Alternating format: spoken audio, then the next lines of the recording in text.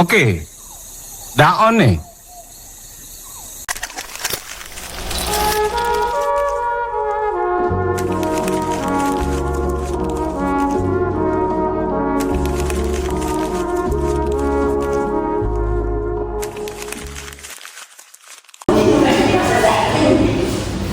Oke, baik teman-teman, karena waktunya sudah menunjukkan pukul 2 siang, mungkin dari teman-teman bisa mempersiapkan diri karena selain kegiatan akan dimulai yang langsung diselesaikan dan yang untuk bermain HP bisa disimpan terlebih dahulu ya pokoknya. Terima kasih.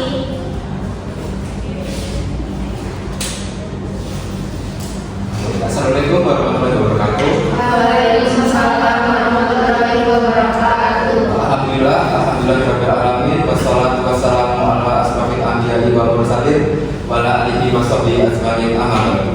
Terima kasih saya sampaikan kepada teman-teman yang telah hadir pada acara penyuluhan siang hari ini mengenai penyimpangan seksual LGBTQ terhadap kesehatan remaja dengan topik pembahasan faktor penyebab dan cara pencegahan penyimpangan penyakit seksual. Nah, sebelumnya, perkenalkan saya Agus Setiawan yang akan menjadi moderator pada penyuluhan siang hari ini, dan di samping saya ada Hanifah Eka Ramadhani yang akan menyampaikan materi pada siang hari ini, dan teman saya Rosana sebagai fasilitator.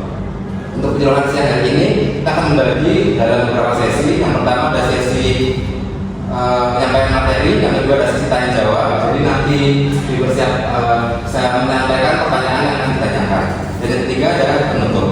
Baik, untuk mempersingkat waktu, langsung saja mari kita simak materi yang akan disampaikan oleh rekan saya yaitu Pak Eka Ramadhani.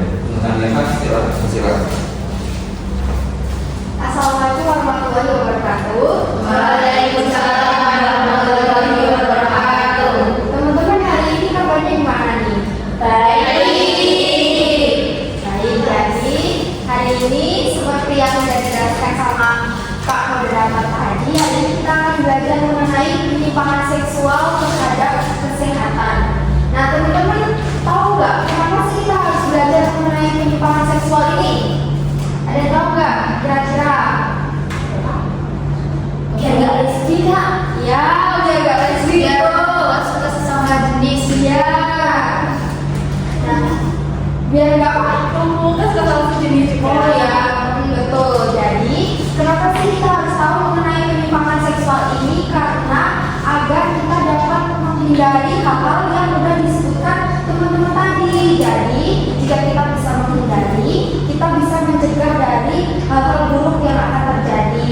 Gitu. Nah, juga kurangnya pengetahuan tentang ini itu juga bisa menyebabkan teman-teman mengalami resiko psikologis. Jadi teman-teman harus tahu tentang ini agar terhindar dari resiko psikologis tadi. Nah, teman-teman di sini ada yang nggak tahu belum apa itu penyimpangan seksual? Siapa jawab? Ya, cewek, terus ya betul.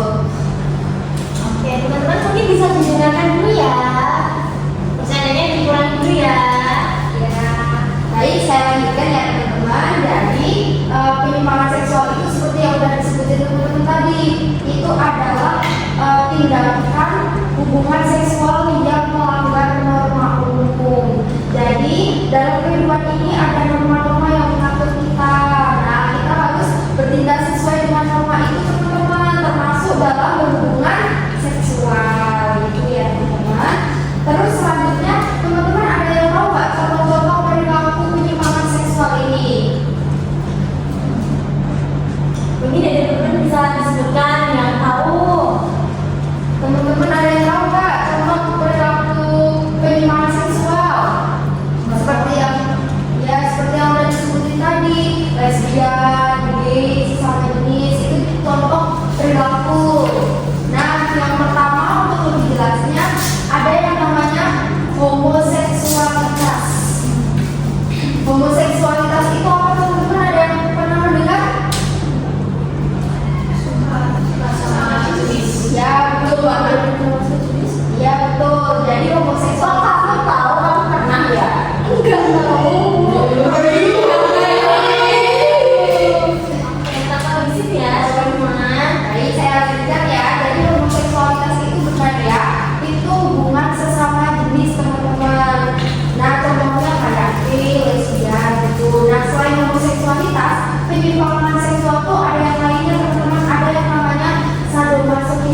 Ada yang pernah dengar nggak teman-teman? Nah, jadi sadomasochisme itu adalah hubungan seksual yang harus terlebih dahulu menyakiti pasangannya. Jadi orang dengan sadomasochisme itu sebelum melakukan hubungan seksual dia punya kesukaan harus menyakiti pasangannya dahulu. Kayak gitu teman-teman. Terus ada yang namanya eksibisionisme. Itu adalah orang-orang yang sukanya melihatkan alat kelamin ke orang lain. Teman-teman pernah nggak melihat di jalan atau di mana gitu ada orang yang itu adalah salah satu contoh orang dengan gangguan eksibisionisme. Terus yang ketiga ada namanya fetisme. Teman-teman ada yang pernah mendengar fetis? Nah, jadi fetis itu adalah orang yang terangsang ketika melihat benda-benda tertentu seperti contohnya celana dalam, terus ini kaos kaki, ya teman-teman. Jadi itu merupakan salah satu contoh penyimpangan seksual yang tidak boleh kita contoh ya. Terus yang terakhir ada yang namanya voyeurisme. Nah, ini pasti teman-teman belum pernah dengar ya. Jadi voyeurisme ini adalah tindakan mengintip orang lagi mandi.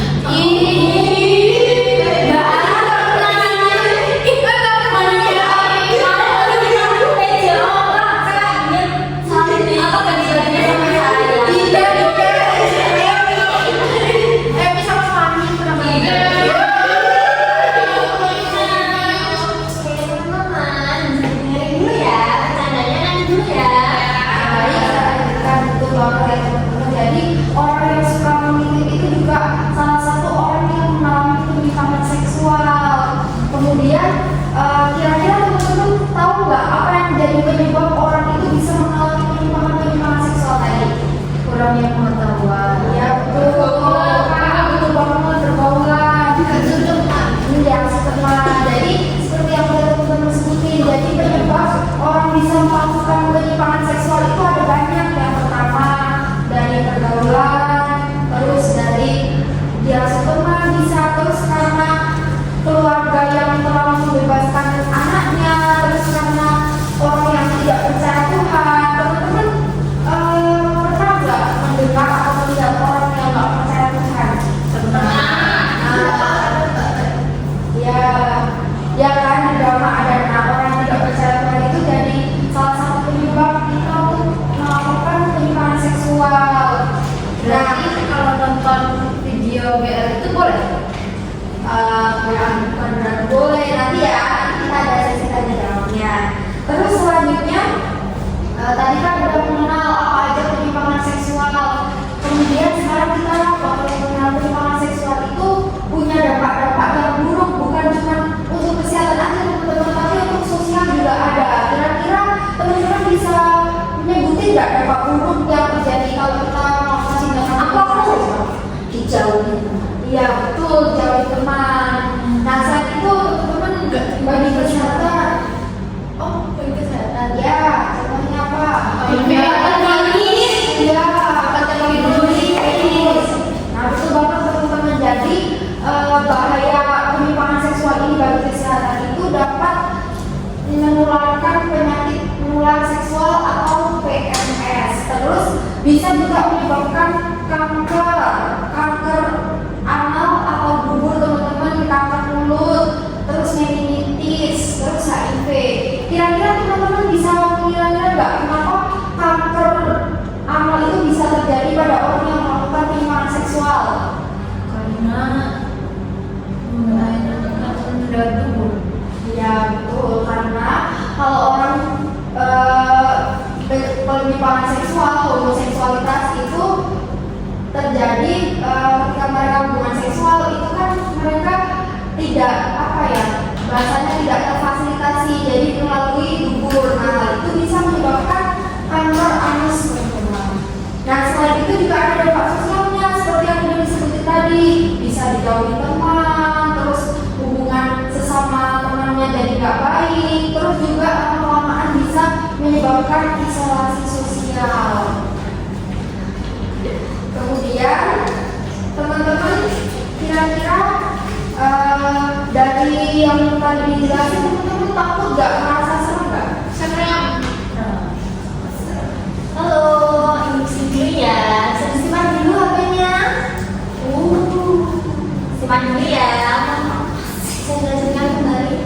Baik, saya lanjutkan ya. Kira-kira teman-teman merasa serem gak? Atas penyampaian tadi bisa menyebabkan kanker, HIV. Serem kan? Nah, hal itu kita harus mencegahnya teman-teman. Mencegahnya dengan cara yang pertama, mendekatkan diri sama Allah. Terus yang kedua, menjaga pergaulan. Nah, dalam berteman kita harus menjaga pergaulan teman-teman, dipilih-pilih kira-kira teman mana yang baik, mana yang buruk. Kemudian kalau keluarga kita melarang, itu bukan berarti hal buruk ya teman-teman. Keluarga kita melarang itu untuk sesuatu yang baik agar kita tidak terjerumus. Tapi capek buat orang-orang.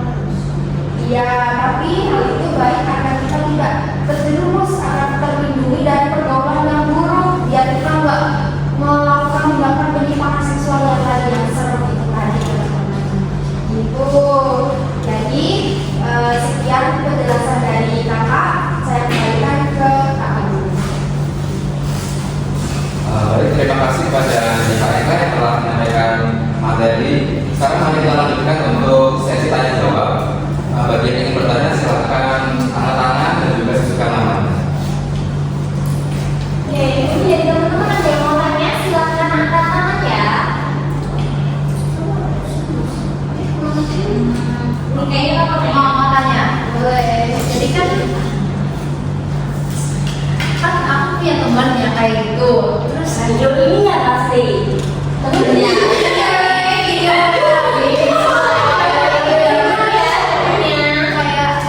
Dia itu bagaimana caranya kita mengingatkan padahal dia itu sudah seterang benerang itu melakukan penyimpangan seksual terus.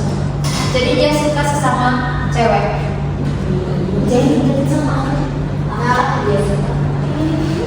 Jadi gimana caranya kita mengingatkan kalau ada orang terdekat kita ternyata melakukan penyimpangan seksual, teman-teman bisa melakukan pendekatan dengan pelan-pelan.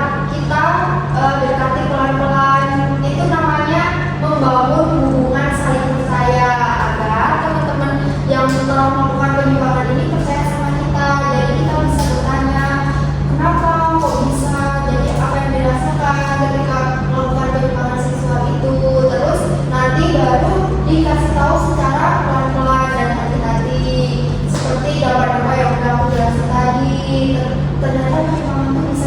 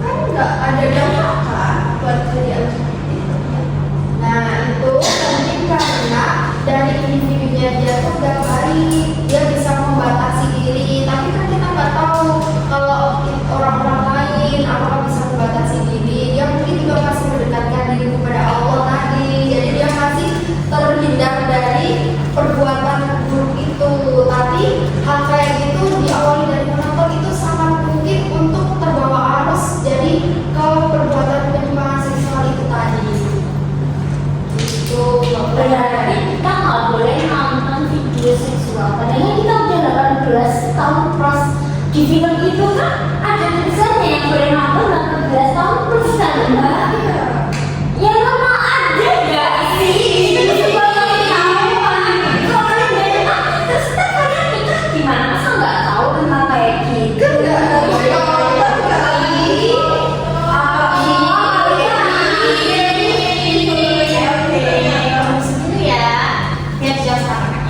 Nah, baik, karena kita ini memang udah 18 plus, tapi kita nggak boleh nonton video seksual karena video seperti itu bisa merusak otak.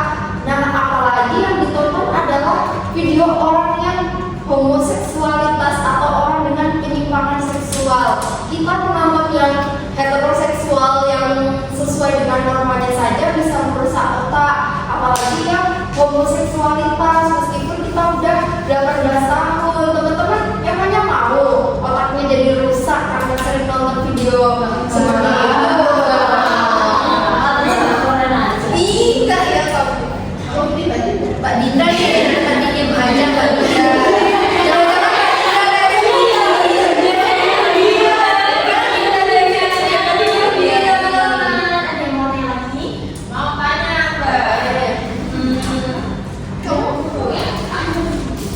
Kan tadi banyak kan penyakit-penyakit yang dari penyimpangan seksual itu, ada HIV, ada macam-macam itu. Emangnya kita bakal terkena itu? Kita kan masih muda Mbak, kayak kita umurnya masih panjang, nggak mungkin dong kita kena penyakit kayak gitu. Itu mungkin banget ya teman-teman, penyakit itu nggak kenal yang namanya umur teman-teman. Meskipun kita masih muda, kita masih berpandangan wah kita masih muda, masih sehat, bisa jalan ke sana ke sini, tapi penyakit itu nggak pernah memandang umur. Kalau kita udah melakukan hubungan seksual yang menyimpang, itu juga sangat beresiko untuk terjadi penyakit-penyakit tadi, terutama HIV, kanker. Itu benar-benar nggak mengenal umur teman-teman. Jadi jangan mentang-mentang kita masih muda jadi kita berpikiran bahwa wah masih muda, masih sehat, pasti kita terhindar dari penyakit. Nggak kayak gitu ya teman-teman.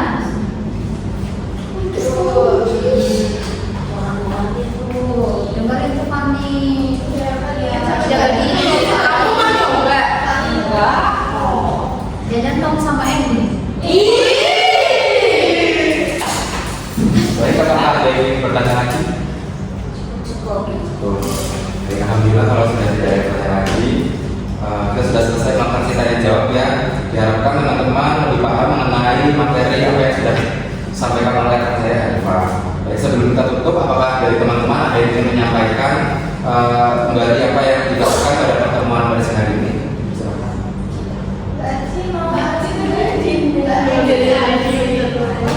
Mungkin ada salah satu yang mau menyampaikan. Tadi dari kesimpulan yang saya dengar semuanya itu tadi kita sudah belajar penyimpangan seksual itu apa, bahayanya itu apa, dampaknya itu apa, terus penyakit-penyakit yang akan didampak oleh diri sendiri itu apa. Baik, seperti yang sudah disampaikan tadi ya sama Hanifah dan Mbak Zahra ya, kesimpulan pada promosi kegiatan pada siang hari ini yaitu penyimpangan seksual seperti LGBTQ pada remaja dapat terjadi karena berbagai faktor seperti kurangnya pendidikan seksual yang tepat, pengaruh lingkungan, lemahnya nilai agama, pemoralan, dan kurangnya perhatian dari keluarga. Masa remaja dalam fase pencarian identitas diri yang rentan terhadap pengaruh luar. Oleh karena itu, pencegahan dan pembinaan harus dilakukan secara menyeluruh melalui pendekatan keluarga, pendidikan, lingkungan, sosial dan sosial yang positif. Oke teman-teman, ini dari kakak-kakak ada brosur atau leaflet, ini bisa dibaca-baca ya sama teman-teman. Udah pada paham kan sama yang disampaikan? Udah. Baca ya, gimana nanti bisa disampaikan juga ke teman-teman yang lain tentang materi yang ditingkat tadi. Apakah ada yang belum dapat? Sudah ya. Baik teman-teman, kita akhiri sisi siang pada siang hari ini. Bila ada salah dari kami, mohon dimaafkan. Wassalamualaikum warahmatullahi wabarakatuh.